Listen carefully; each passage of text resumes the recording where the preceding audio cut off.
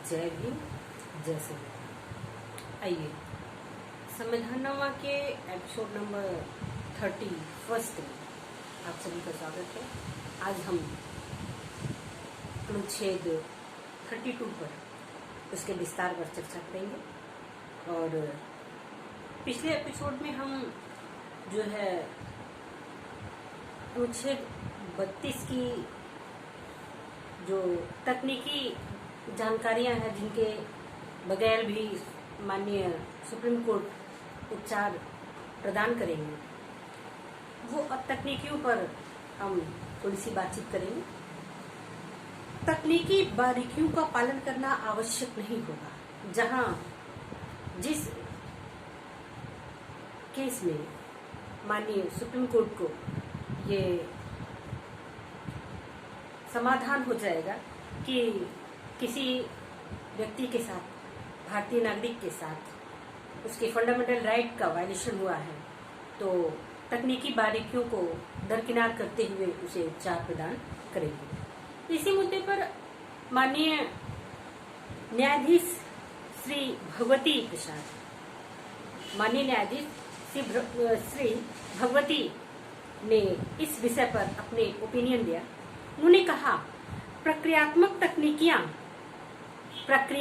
तकनीकियां न्यायालय को ऐसी पीड़ित व्यक्तियों को न्याय प्रदान करने के मार्ग में बाधा नहीं बन सकती है, किंतु इसका यह अर्थ नहीं है कि कोई भी व्यक्ति न्यायालय की इस उदारता का अनुचित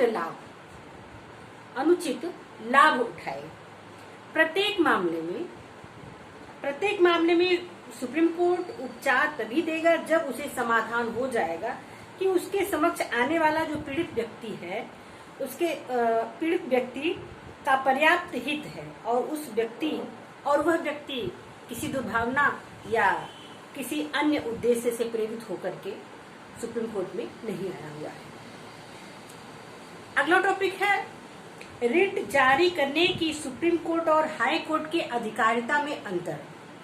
क्योंकि हमें यह जानकारी होनी चाहिए कि हाई कोर्ट और सुप्रीम कोर्ट दोनों माननीय न्यायालय को रिट जारी करने का अधिकार हमारा संवैधानिक प्रावधान प्रदान करता है। ये क्या अंतर है माननीय सुप्रीम कोर्ट और हाई कोर्ट के रिट अधिकारिता के बारे में, इस पर थोड़ी सी संक्षिप्त में जानकारी करते हैं। हाई कोर्ट को रिट जारी करने की शक्ति सुप्रीम कोर्ट की शक्ति की अपेक्षा अधिक विस्तृत है।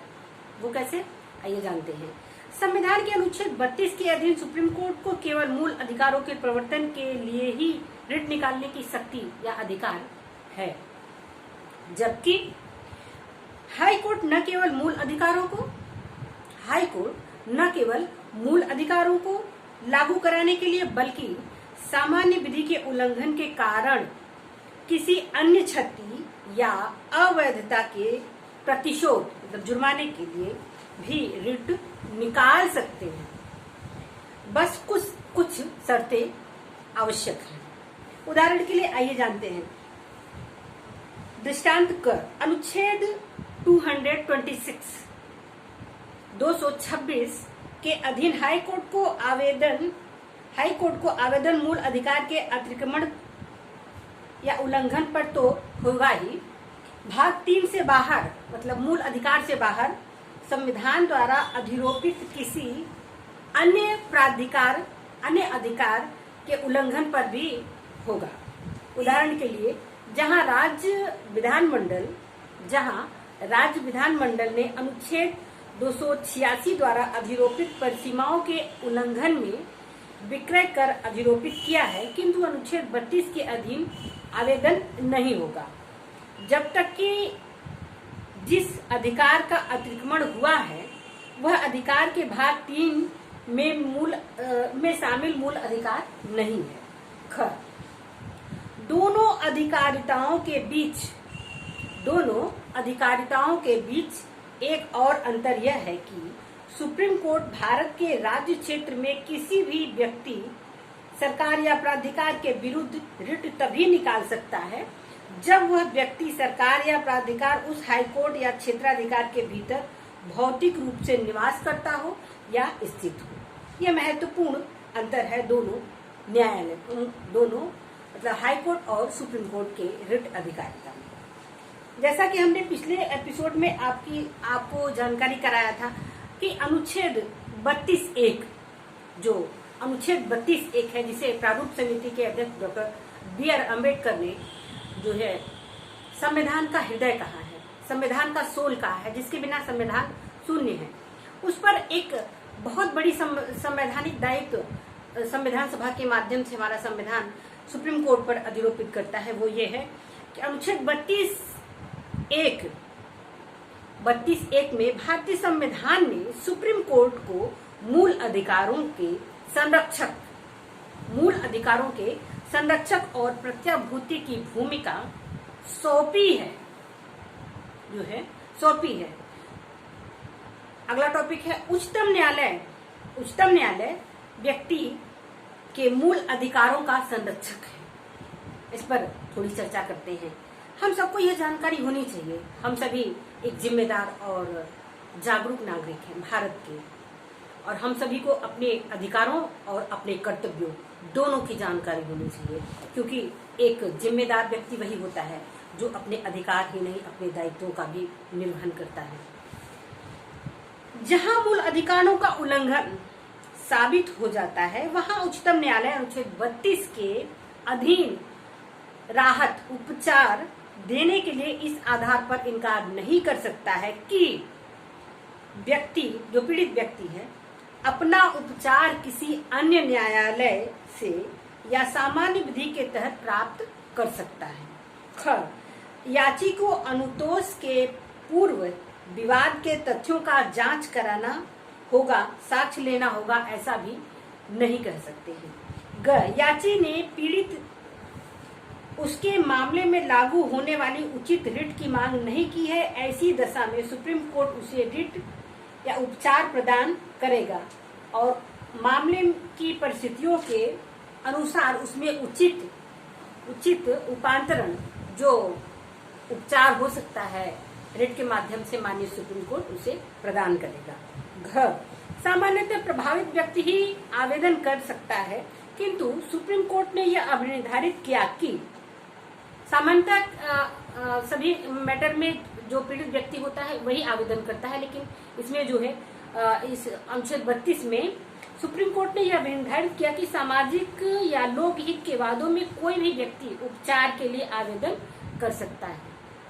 जैसे कोई संस्था हो सकती है, कोई जागरूक व्यक्ति हो सकता है, और भारत का नागरिक जो है उस पीड़ित व्यक्ति के साथ जो है आवेदन कर सकता है। सुने जाने का अधिकार एक बहुत बड़ी, एक महत्वपूर्ण, एक नया दृष्टिकोण इसमें माननीय सुप्रीम कोर्ट ने जोड़ा। सुने जाने का अधिकार सामाजिक या लोकहित के केस में कोई भी व्यक्ति आवेदन कर सकता है। इसे सुने जाने के अधिकार के विस्तार के रूप में जाना जाता है। यह लोकहितवाद के पक्ष में है।